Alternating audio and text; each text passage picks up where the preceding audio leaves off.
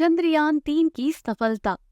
मोहन के दो बेटे थे। बड़ा बेटा बेगू और छोटा बेटा सीवन था। मोहन एक किसान था। किसानी करके ही उसका घर परिवार का पालन पोषण होता था।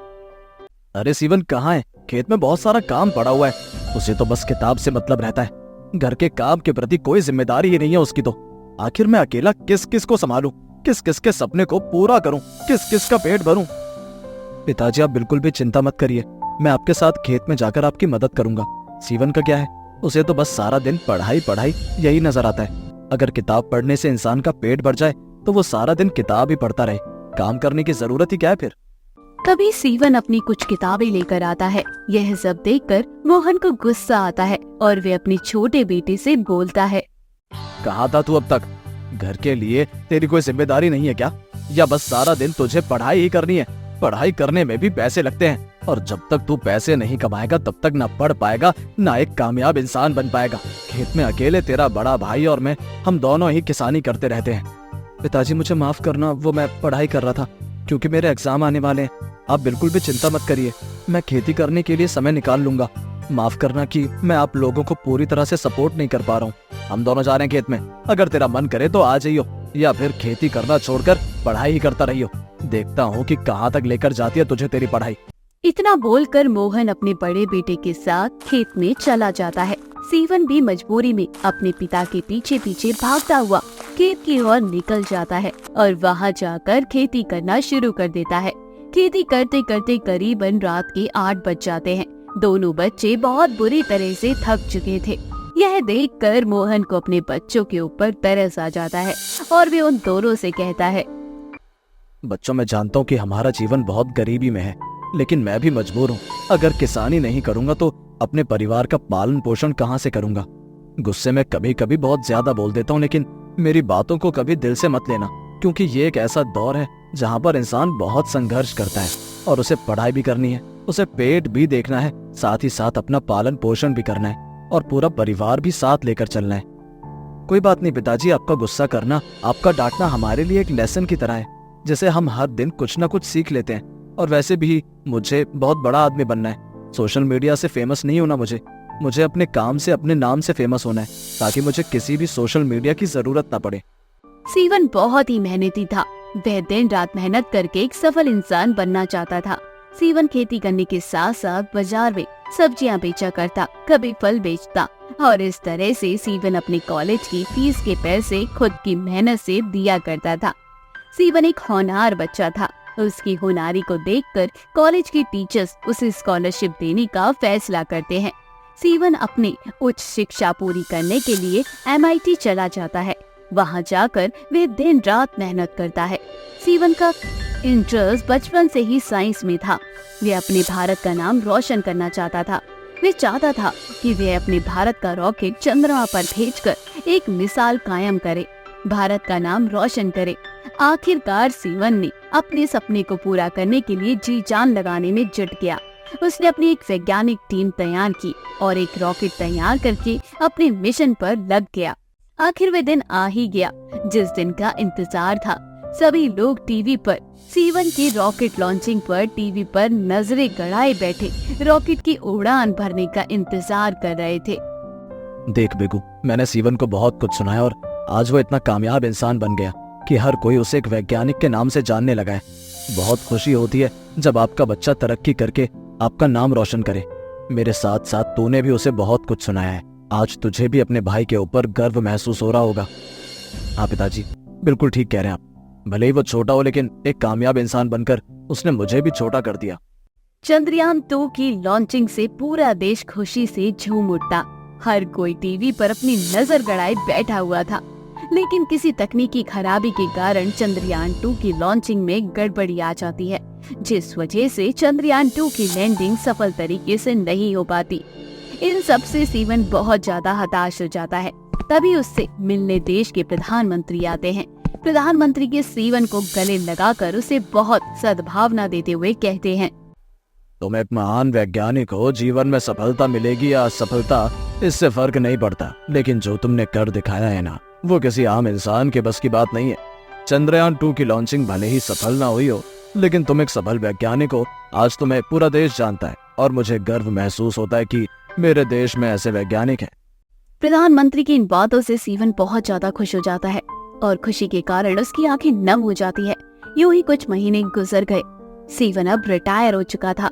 सीवन के बाद एक नए वैज्ञानिक की नियुक्ति हुई जिसका नाम था एस सोमनाथ। सोमनाथ ने सीवन से बहुत ज्यादा प्रेरणा ली थी।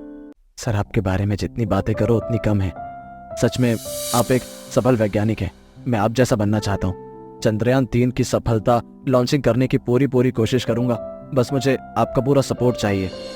मुझे पूरा यकीन है कि तुम चंद्रयान-3 की सफल लॉन्चिंग कर पाओगे। बस मन में पूरा विश्वास होना जरूरी है। अब इसरो में नए वैज्ञानिक एस सोमनाथ की नियुक्ति हो जाती है। इसके बाद सोमनाथ अपनी टीम के साथ पूरी जी जान से चंद्रयान-3 की लॉन्चिंग में लग जाते हैं और आखिरकार वे दिन आ ही गया जिस दिन चंद्रयान-3 की लॉन्चिंग होनी थी। एक बार फिर से पूरा देश टीवी पर अपनी नजरें गड़ाए बैठा हुआ था। आखिरकार इस बार भारत के वैज्ञानिक को सफलता मिल ही गई। चंद्रयान-3 की सफल लैंडिंग हो जाती है जिससे पूरा देश भारतीय होने पर गर्व महसूस कर रहा था और भारत के चंद्रयान-3 ने चांद की सतह पर सफल लैंडिंग कर इतिहास रच दिया है। इसी के साथ भारत पहला देश बन गया जिसने चंद्रमा के दक्षिणी ध्रुव पर स्पेसक्राफ्ट को उतारा था। सुमन अपनी बेटी की शादी को लेकर बहुत ज्यादा खुश थी, लेकिन उसका बेटा रोहन इस शादी से बिल्कुल भी खुश नहीं था। एक दिन रोहन अपनी माँ से शादी के बारे में बातचीत करते हुए कहता है, माँ, क्यों जबरदस्ती कर रही हो मेरे साथ? मेरी जिंदगी बर्बाद करके आपको क्या मिलेगा? मुझे वो बॉनी बिल्कुल भी पसंद नहीं है। आपने मुझे देखा है कि मैं कितना स्मार्ट हूँ और कहाँ वो बॉनी सी लड़की। मेरे सारे दोस्त मेरा मजाक बनाएंगे। बेटा, किसी भी लड़की के बारे में ऐसा नहीं बोलते। जो है भगवान ने बनाया है और दूसरी बार बोली है तो इसका क्या मतलब? उसकी शादी नहीं होगी। रही बात तेरे स्मार्ट होने की, तो वह एक अमीर बाप की बेटी है।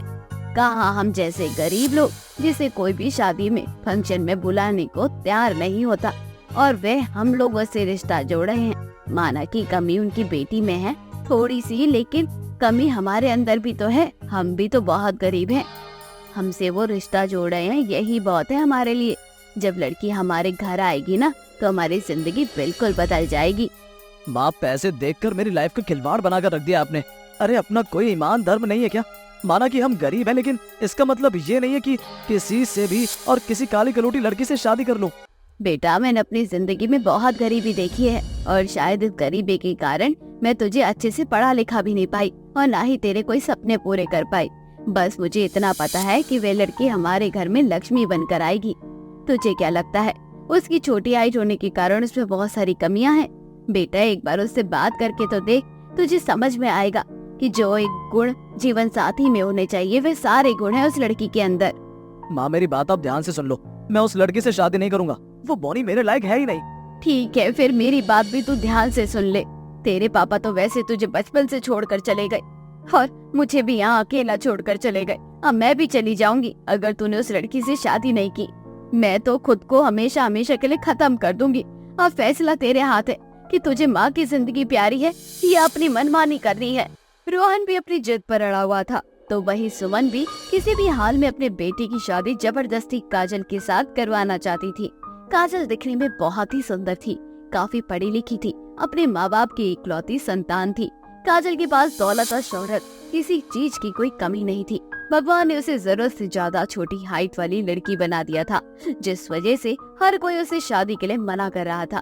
सुमन और रोहन काफी गरीब थे। गरीबी के कारण सुमन काजल को अपनी बहू बनाने के लिए तैयार हो जाती है। ऐसे ही एक दिन सुमन काजल की माँ सविता को कॉल करती है और कहती है, अरे सविता बहन जी, मैं क्या कह रही थी कि शादी का दिन अब नजदीक आ रहा है, तो क्यों ना एक बार पंडित से मिलकर शादी ब्याह में जो छोटी मोटी रस्में हैं उसके लिए बढ़िया सा टाइम निकलवा लेते हैं, जैसे मेहंदी लगाने का टाइम और हल्दी का टाइम। हाँ हाँ बहन जी, क्यों नहीं। आप मुझे कल शाम को वैष्णो देवी मंदिर पर मिल जाना। वहाँ हमारे बहुत जाने माने पुराने पंडित हैं। एक बार उनसे इस बारे में बातचीत कर लेंगे, वे हमें बता देंगे कि हल्दी कितने बजे तक लग जानी चाहिए काजल को। हाँ हाँ क्यों नहीं, मैं कल आपको मंदिर ही मिलती हूँ। बहन जी, आपसे एक बात पूछनी है। अब शादी का भी दिन नजदीक आ चुका है, लेकिन अभी तक रोहन बेटा काजल से बातचीत नहीं करता। मेरा मतलब है आजकल तो हर लड़की लड़का चाहे लव मैरिज हो चाहे अरेंज हो, पहले से एक दूसरे से बातचीत करना शुरू कर देते हैं। अब बातचीत नहीं होगी तो ये दोनों एक दूसरे को जानेंगे कैसे? कहीं ऐसा तो नहीं कि रोहन इस शादी से खुश नहीं है? मेरा मतलब है कि आपको तो पता है ना मेरी बेटी में क्या कमी है। खबरदार बहन जी, दोबारा ये मत बोलना कि मेरी बहू में कोई कमी है। मेरी बहू में कोई कमी नहीं है। और रही बात रोहन की, वह शादी से खुश है या नहीं है, मैं आपको बता दूं, मेरा बेटा बहुत शर्मीला है। मैं उसे खुद बोलती हूँ कि बात करने, लेकिन वह शर्मा के भाग जाता है। और वैसे भी आप खुद सोचो, आजकल के बच्चे जबरदस्ती कहीं भी शादी करने के लिए तैयार होते ही कहाँ हैं। अगर वे शादी के लिए तैयार नहीं होता तो हल्दी मेहंदी रस्मों के बारे में बातचीत भी नहीं होती। हाँ, आपकी बात तो ठीक है, आजकल के बच्चे बहुत शर्मीले हैं। चलिए ठीक है, हम कल मिलते हैं। ऐसे ही अगले दिन दोनों समदन मंदिर जाकर शादी की रस्मों का सही टाइम पंडित से पूछकर घर आ जाती हैं। कुछ दिन में अब जोर शोर से शादी की रस्मों की तैयारियां चल रही होती हैं। सुमन बहुत ज्यादा खुश थी। सुमन अपनी बहू के लिए स्पेशल ऑर्गेनिक हल्दी लेकर आती है और उसे अपने हाथों से कटोरे में बनाकर काजल के घर भिजवाने के लिए जाती है। यहाँ वहाँ भाग दौड़ करते करते सुमन की तबीयत भी खराब हो जाती है, लेकिन वे फिर भी शादी की रस्मों में लगी हुई थी। अचानक से सुमन को चक्कर आ जाता है। वे सीढ़ियों से नीचे गिर जाती है, जिस वजह से सुमन के सिर में बहुत ज्यादा चोट आई है और बहुत सारा खून निकलता है। यह सब देखकर रोहन अपनी माँ को अस्पताल में एडमिट कर देता है। सुमन के सर से बहुत ज्यादा खून निकल रहा था। तभी डॉक्टर रोहन से कहते हैं, जी देखिए, पेशेंट की हालत बहुत ज्यादा क्रिटिकल है, क्योंकि उनके सर से बहुत ज्यादा खून निकल चुका है। ऊपर से बढ़ती उम्र के साथ साथ शरीर में बहुत कमजोरी है। आपको कहीं से भी अपनी माँ के लिए ब्लड लाना पड़ेगा, क्योंकि ओ पॉजिटिव ब्लड ग्रुप हमारे हॉस्पिटल में उपलब्ध नहीं है। हमने आसपास के जितने भी ब्लड बैंक थे वहाँ पर कोशिश करके देख लिया है, वहाँ पर भी नहीं है। एक बार आप अपने किसी रिश्तेदार वगैरह से पूछ लो, अगर किसी का ब्लड ओ पॉजिटिव हो तो हम आपकी माँ की जान बचा सकते हैं। रोहन अपनी माँ की हालत देखकर बहुत परेशान हो जाता है। वह बहुत अकेला महसूस कर रहा था। खुद को यहाँ वहाँ अपनी माँ के लिए खून तलाशने लगता है। जब ये बात काजल की फैमिली को पता लगती है तो वे सब हॉस्पिटल आ जाते हैं। काजल का ब्लड ग्रुप ओ पॉजिटिव था और काजल अपनी सास को बचाने के लिए अपने शरीर से उसे खून दे देती है। थोड़ी देर में सुमन को होश आ जाता है। सुमन अपनी बहू से बहुत खुश होती है। कहीं न कहीं रोहन को भी बहुत शर्मिंदगी महसूस होती है कि उसने काजल के बारे में बहुत बुरा भला कहा। तभी काजल अपनी सास से कहती है, माँ जी, आपको बिल्कुल भी चिंता करने की जरूरत नहीं है। जब तक मैं आपके साथ हूँ ना, आपको कुछ नहीं होगा। बहुत खुशकिस्मत हूँ मैं जो ऐसी बेटी मिली है।